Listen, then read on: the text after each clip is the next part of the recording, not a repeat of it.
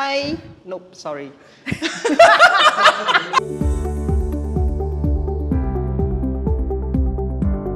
Welcome to the first episode of the Breakthrough series. So in this Breakthrough series, I'm going to invite people from all walks of life to share with us their life stories. Through their stories, I hope it can encourage and inspire people who are watching the video to overcome the fears that you might have and to create the breakthroughs in your life. And to kickstart this series, I'm very privileged to have this guest with me. She is an American expat who came from New York to Singapore in 2013. She got her real estate license middle of last year and started her real estate career specializing in commercial shophouse. She's none other than Gigi. Welcome, Gigi. Hi, thank you for having me. Okay, so Gigi, are you feeling very nervous now? Yes, I'm actually very nervous because I'm very camera shy, so even being on this episode of yours is a huge breakthrough for me. Ooh, wow, okay. So you relocated from New York to Singapore in 2013. Okay, honestly, I've never been to New York. I heard that it's a very vibrant city. Yeah. So what's the biggest difference between New York City and Singapore? So I think the biggest difference I found between New York and Singapore is the weather and also the pace of life in Singapore. I've been asked many times by taxi drivers and local friends of mine like what I think about Singapore, and I always tell them that I love Singapore because I love the weather and I love that it's a slower pace than New York City. Okay, and the food too, I'm sure. Yeah, and I mean the food is great here. I love Singaporean food, I love Asian food. But I just think that the pace is a little bit slower here, so then it allows me to have a better work-life balance, which is very important to me. Okay, cool. And you have been here for so many years. What's the biggest challenge that you face, in Singapore? I faced many challenges. Some small challenges I faced when I first moved here was as a trailing spouse, I wasn't independent. I came here with my husband. As a trailing spouse, you are not able to open a bank account on your own. You can't apply for a mobile phone. You basically can't do anything without the consent of your spouse. Okay. I think a lot of trailing spouses feel the same. However, I was very fortunate because after we moved here, we were here for about 1 year, and then we decided we wanted to apply for permanent residency. So we did, and after the first time, we got it. Oh, so, congrats. Thank you. 2013, yeah, okay. It was pretty difficult. Yeah, I heard that it was not too easy then, but congrats for getting the PR. I decided I wanted to be a property agent because I was going through a divorce at that time, and I needed a plan because I wanted to stay in Singapore. Okay. So I went for the RES course. I took the exam. I studied on my own. I took the exam twice and I failed. So then I decided that I needed to find a different method because that method obviously was not working for me. I remember there was a lady who was sitting next to me in the RES course. She sat next to me for like a week, and then after that, she messaged me after every exam and asked me if I had passed or not and how I did, and I told her I failed. Then she told me that she had taken a very intensive course with an instructor named Jeremy, and after taking the course, she passed both exams. Oh, wow. So then, after a lot of procrastination, I decided that I need to make sacrifices, and I contacted Jeremy, and I enrolled in his course. It took a really, really, really long time, and if anybody out there is having issues, passing this exam, I highly recommend it, but there's a lot of sacrifices that needed to be made. You need to study a lot. He has a very strict schedule, but I think that's why his students are able to pass because of his teaching method and his updated notes and his mock exams. Yeah, I met him once, Jeremy. He is a super passionate guy who He's loves really passionate. Yes, so anybody who is facing issues, passing your RES exam, just feel free to contact us. We'll pass you Jeremy's contact. He's really a very nice, and passionate trainer. Yeah. He is. Yes, okay, so back to this question. You are a PR in Singapore, and on-off, I always receive inquiries from PRs who ask me whether, they can be a real estate agent in Singapore.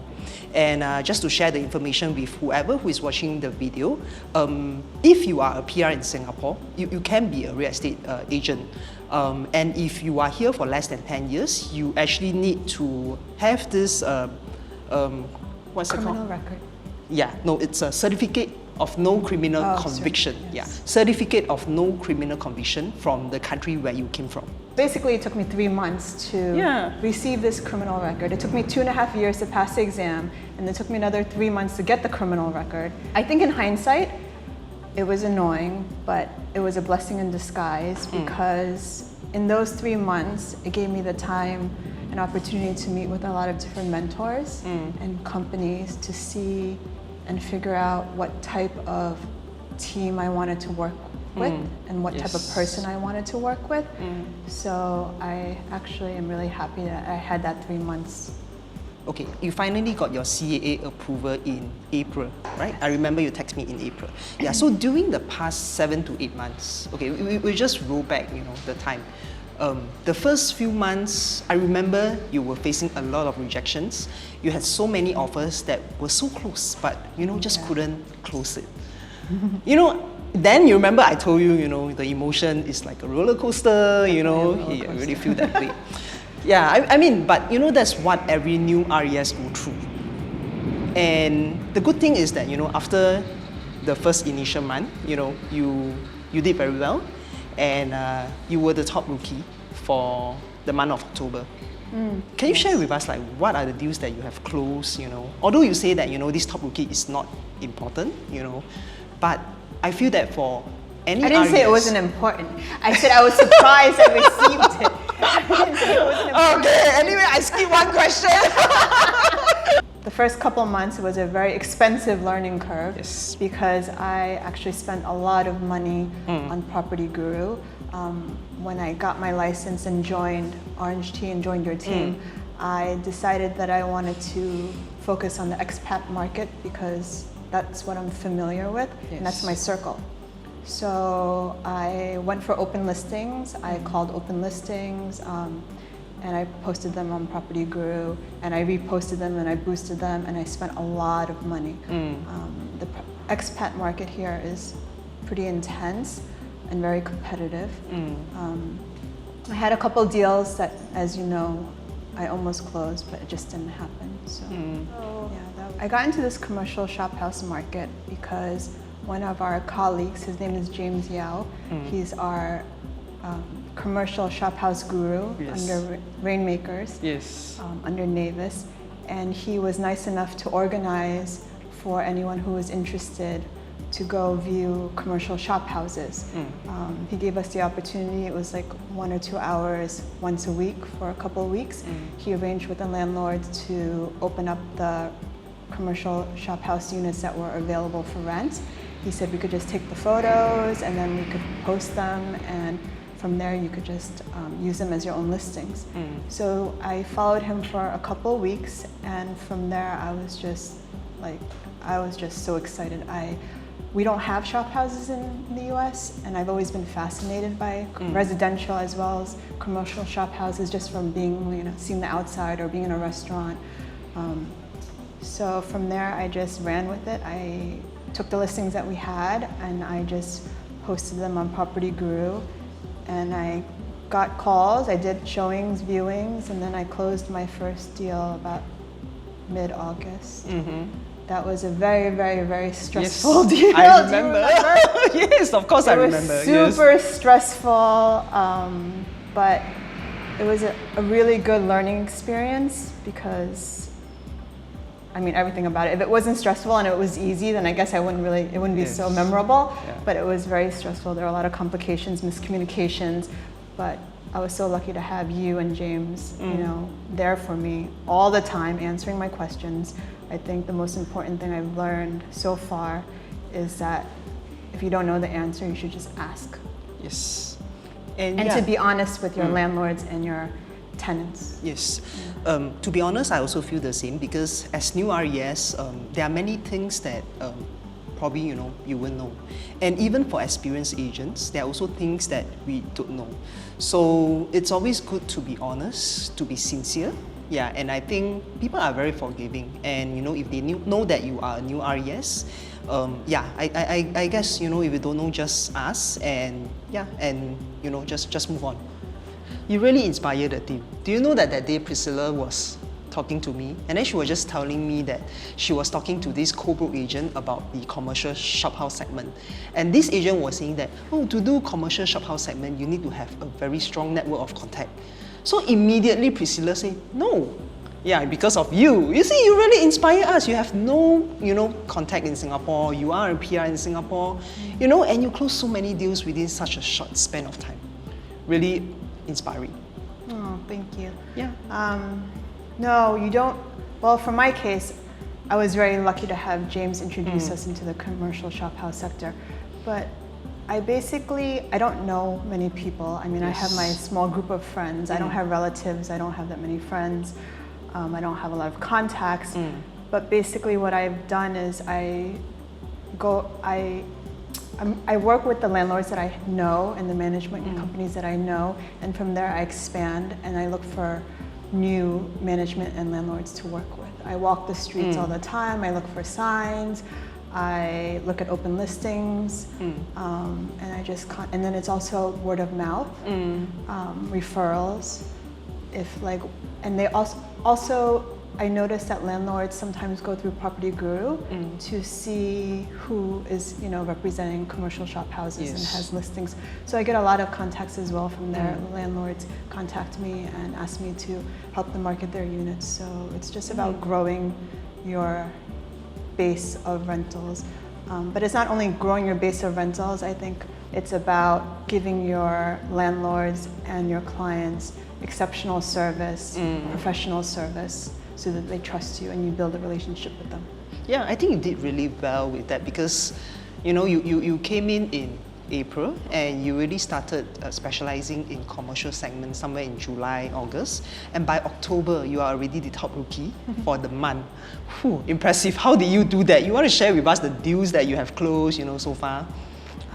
So from mid-August to end of December, I've closed 8 commercial shophouse rentals. I have 2 tenancy agreements that are pending that will be signed in the next couple days.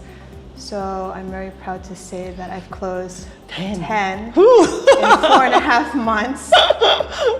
It's a lot of work, it's a lot of stress, but it's fun and it's a learning experience. Like, everything is new to me, like real estate is new to me, commercial shop houses is new to me, but it's super interesting. Like, I meet a lot of amazing management companies, I meet a lot of great landlords, the tenants also, like I meet a lot of great tenants.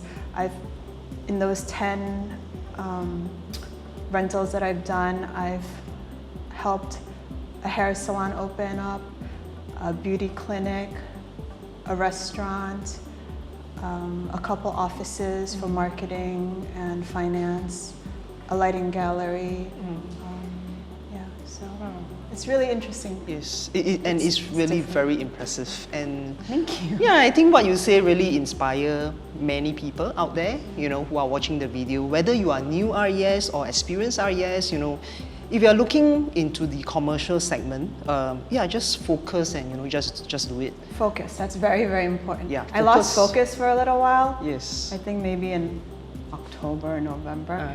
I started helping some friends who moved here. Oh yeah, I remember. Yeah, I started kind of doing here and there, and then I kind of lost focus on just doing commercial because you only have so much that you can do. Correct. Yes. So then I was like, no, I need to refocus. I'm only just going to do commercial shop house. So that's all I do now. It's just commercial shop house rentals and hopefully sales this year. Yeah, man, that's your target for next year. That's my target. That's my goal. So I know you are a dog lover, and I always see you post on your social media photos of yourself with your dogs. And I know you have a dream. Very impressive. You hope to set up a non-profit for the local animal shelters. And for real estate agents who are dog lovers like you, they can actually donate a percentage of their commission into this cause. Do you want to share with us, this campaign that you're doing right now? So with my first commissions that I made, I think a month ago it was actually, I set up a campaign under giving.sing. It's called Give Back to Shelters. Yes. I picked Oscars as the first charity to help because they were smaller and there weren't a lot of donations and people with campaigns under the Giving.Sing. So I chose them and I donated, well, I'm going to continuously donate 3% of my net commission from real estate to this cause. And I let it run for 6 months, and I just checked yesterday, which was 1 month, and it's already raised $1,900. Yeah, I saw. I'm really, really happy. It's very impressive. Yeah, I'm really, really happy. Yes. It's a good cause, and you don't need to donate to, you know, my cause. You can donate to other causes. It's just that there's a lot of people and animals out there, you know, that are less fortunate than us or our pets. And if you can, then just help out. I mean, it's not. Yeah. You know, I don't know whether you remember when was the first time you told me you have this dream. I don't know whether you remember. I remember when was that. It was in our ex-agency office, you know, and then we were doing our website and you told me you had it was on my remember? website. Yes. Yeah, so anyway, when I heard you have this dream, I was like super excited because honestly in these days, you know, it's very rare to hear people having a dream. Or rather I should say, all people have dreams. But somehow it just was forgotten. Yeah, so when I heard that, you know, I was like, oh, this is, you know, you reminded me of the reason why I go into team management. Yeah, so the reason why, you know, I set up Real Team is because I hope to empower women like us, you know, to have a rewarding real estate career and from there, you know, to pursue whatever dreams that they have through this career.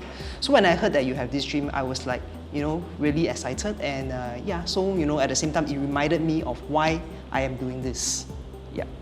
I mean, it's a small dream and it's a small goal, but I also believe, you know, even though we're from different backgrounds, you know, we have the same, we have similar values, and this is why I'm so happy to be part of the Real Team. You know, I really believe that women should be independent and that they should achieve their goals. They should set goals and they should achieve their goals. And I think being part of this real estate team with many other women, the support is just unbelievable. You know, we have all different types of colleagues, different ages, from different backgrounds, and you know, like, we just all kind of just mesh. And so can I ask you a question, Vivian? Yeah, sure, go ahead. I'm just curious to know, you know, like, we both want to empower women, we want women to be independent and find a good work-life balance in real estate. Can I ask you how you started this journey? I got my first place and then I came into the real estate industry and I was single then, you know. Then after that I got married, you know, I have first kid, second kid, you know, and now my kids are older. So throughout this journey, right, as I look back, I was thinking, you know, when my kids were younger, I was very fortunate because I'm able to spend a lot of time with them. But as I look around me, the peers, you know, that are around my age, you know, my friends who are young mothers, they spend a lot of time in their work, 9-to-5 job. And the common feeling that they have is that they have this guilt because they don't spend enough time with their kids. Yeah. As our kids grow up, so we wanted to come out to the society to work because, you know, the kids has grown up. But it is a bit difficult because, especially for stay-at-home mom who has not been working for so many years, right? It's very difficult for them to come back into the society to work. So I also thought that, you know, a real estate career is actually a good job for this group of people who has been away from the working society for so long. Yeah, so, and then of course, you know, around me, I see so many of my friends, you know, who are super career women. You know, but they reach a stage where they feel that, hey, they are giving so much to their work and they don't have a work-life balance and they want to pursue something that is more meaningful for them. And looking at all these examples, right, I really think that real estate is a very good career that can provide for this group of people. And that's the reason why I was thinking, after 20 years in the industry, I want to use my experience to work with this group of people. You know, hopefully, you know, we can empower them, you know, to have a successful real estate career, and with that, to pursue whatever dreams that they may have. Yeah, and also that's the objective of us doing this, you know, breakthrough series. Because in life, you know, many of us are really in our comfort zone, and it really takes some courage, you know, and some inspirational stories to step out of this comfort zone and create the breakthroughs in our life. Yeah, so I hope that by doing this video, by having people like sharing the stories, we are able to inspire the people around us. Yep. And I'm very proud of us that we did this today. Yes, we created the breakthrough for today. Okay, before we go, I want to give you a gift. Oh. Okay, yeah, so, sorry, yeah. Okay, so this is the gift. Yes, this is the gift that I wanted to give to you. Okay, anyway. It was a prop. Okay, anyway, Michelle Obama. Yeah, thank you so she really inspired me a really lot. is. Yeah, so so this is for you. Aw, thank you. So with this, we'll wrap up today's video. And yes, once again, we did it!